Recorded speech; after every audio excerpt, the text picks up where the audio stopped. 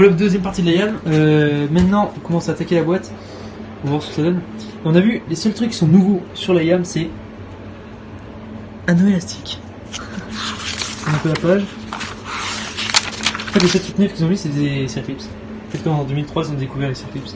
Je sais pas. Mais soit là, on va démonter tout ça. On va tout remettre.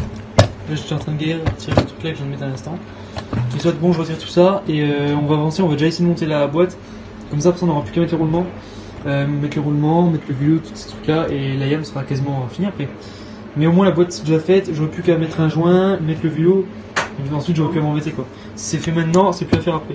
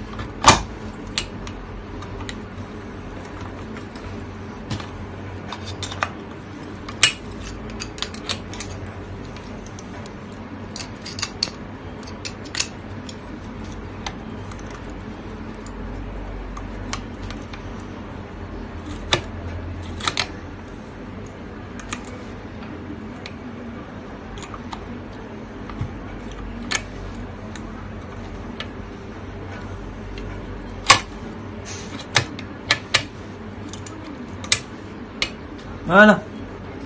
Je vais rentrer dedans, je vais rentrer dedans aussi. Non, un truc.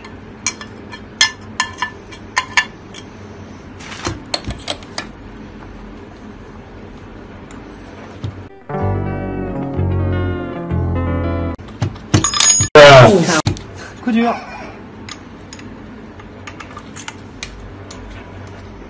C'est le seul que j'ai galéré à rentrer.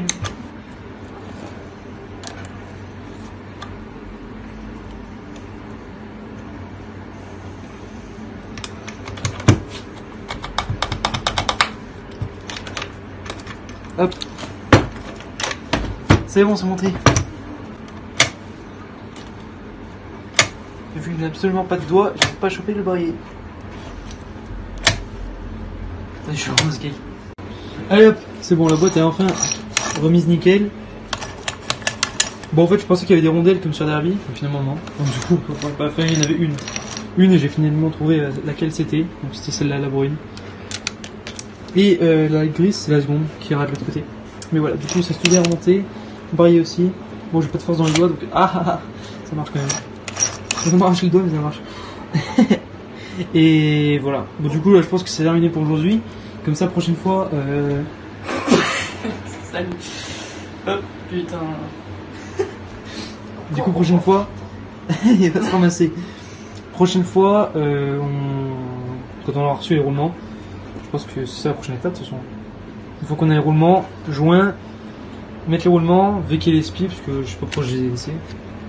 Retirer les spies, mettre les nouveaux roulements, mettre les nouveaux spies et refermer tout. Une fois que le moteur sera fermé comme ceci, je vais pas arracher le doigt parce que j'ai le doigt dans le pignon, ça sera tout bon.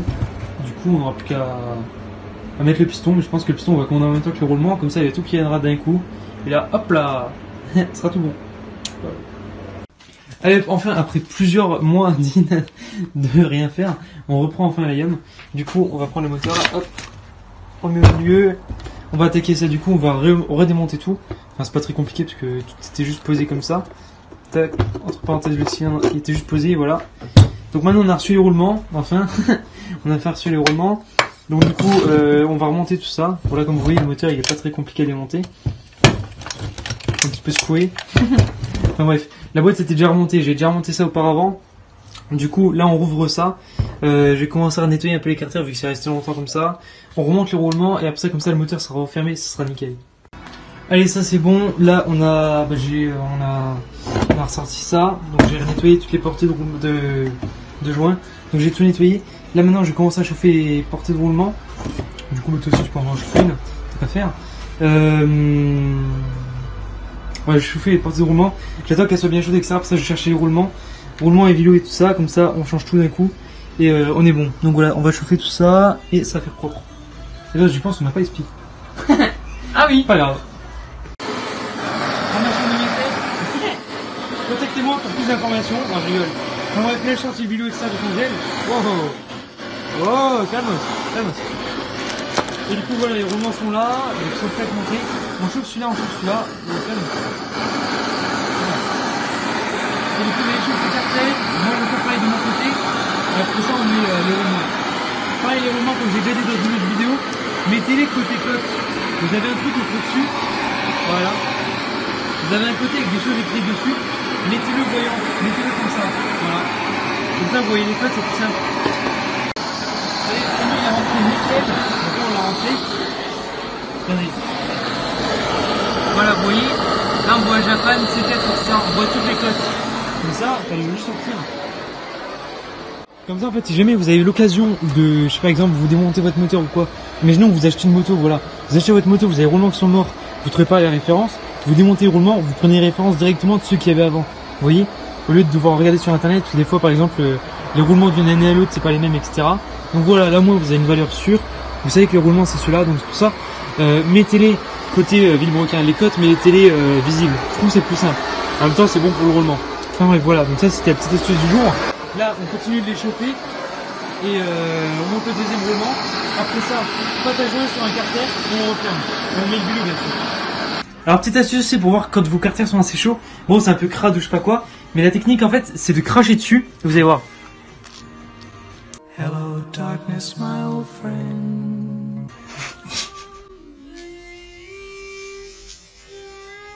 Là, c'est pas assez. Vous voyez, le crachat il est resté dessus et il est parti en ébullition. En revanche, pour que ce soit bon, faut que votre crachat il reste même pas sur le carter, faut qu'il glisse. Faut qu'il glisse directement, faut qu'il tombe directement bas. Et dès que ça glisse, c'est que votre carter est assez chaud. C'est une technique qu'on m'a appris.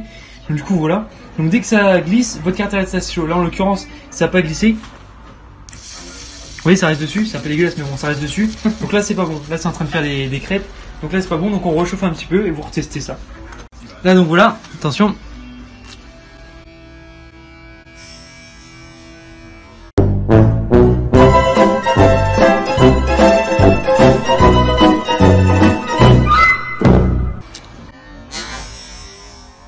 Ouais, oui.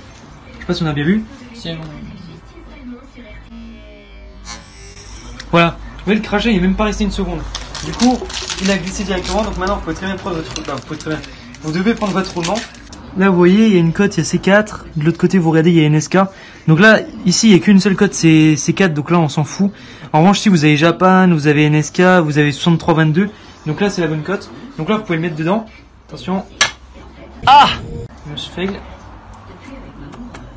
Et voilà, vous voyez, là, ça rentre tout seul. Vraiment, j'ai pas forcé. Le truc est rentré tout seul. Donc là, voilà, c'est bien. Là, on est bon. Ce que vous pouvez faire aussi, c'est, moi, je prends un petit chasse pour être sûr vraiment qu'ils sont embutés. Soit vous prenez un chasse, soit vous prenez un truc spécial qui fait le diamètre. Bon, moi, ma plus grosse douille que j'ai, elle est pas bonne, elle tape sur les billes, donc c'est pas bon. Alors, je prends un petit chasse, puis voilà, je vais mettre des petits coups pour être sûr qu'il est embuté partout.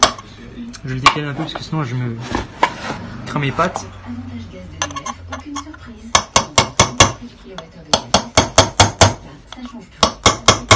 Sinon, vous entendez quand c'est embuté. Là, je suis déjà embuté en fait.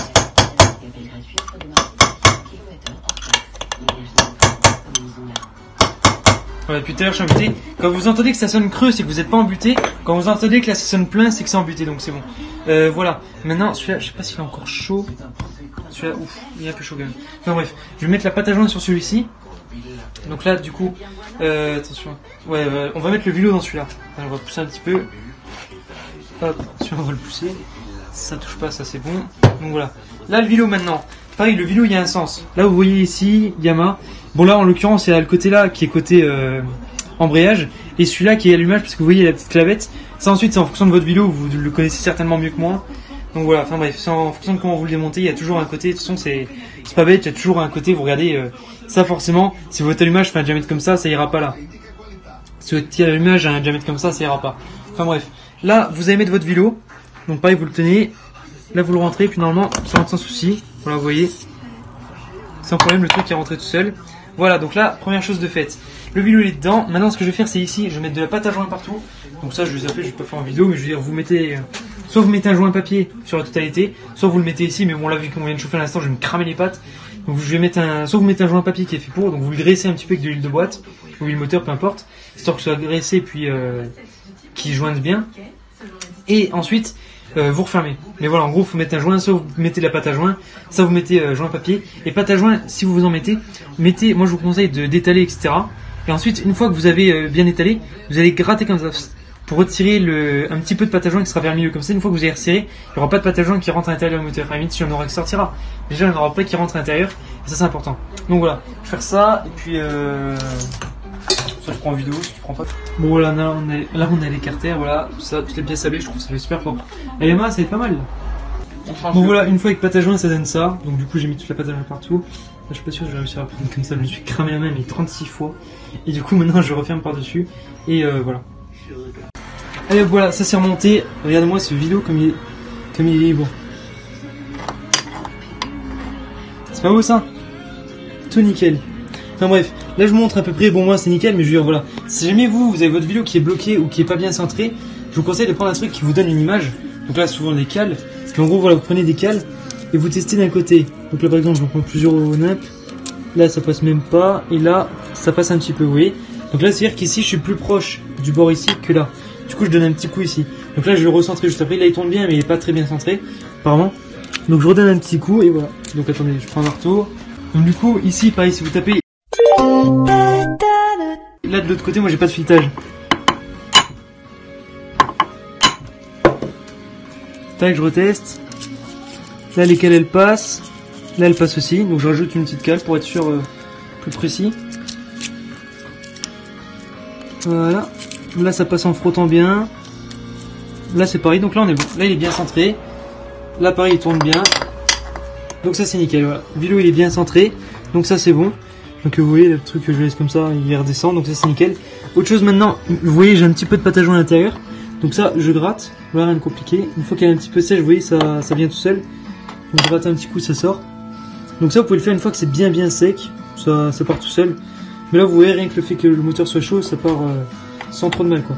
Donc là vous frottez, moi je sais pas si on voit bien à cause de la bielle, mais vous venez là, vous frottez ici, et tout part. Donc là le reste, l'extérieur du moteur, ça je m'en fous, je le ferai plus tard. Enfin, plus tard je veux dire que ça sera bien sec.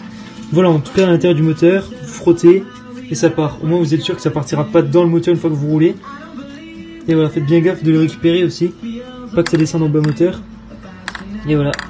Comme je disais tout à l'heure, le truc que j'ai fait là en tapotant dessus, etc., ça permet d'éviter de trop gros rejets comme ça. Il y en aura toujours, mais ça évite d'en avoir des trop gros. Donc voilà, c'est rien de compliqué, vous faites ça, mais voilà. En tout cas, c'est nickel, le moteur de la YAM il est refermé. Donc là, le view est refermé, c'est cool. Donc maintenant, il me reste plus qu'à mettre les spies. Bon, vu qu'on les a pas, on mettra des neufs. Mais voilà, donc en tout cas, pour l'instant, c'est à peu près terminé. Je pense qu'il n'y aura pas grand chose d'autre sur la YAM. On avait à attendre quand on a un piston et les spies pour remonter ça. Mais en tout cas c'est bien avancé, on avait pu remonter la boîte et tout ça, donc ça c'est une bonne chose. Donc merci à vous d'avoir regardé la vidéo, ça fait toujours super plaisir. Dites-moi en commentaire si ça vous a servi ou pas, si vous aimez bien ce genre de vidéo. Et si c'est le cas, n'hésitez pas à vous abonner, à mettre un pouce bleu et puis aussi à vous abonner à mon Instagram parce que je suis assez actif dessus. Donc voilà, allez à la prochaine.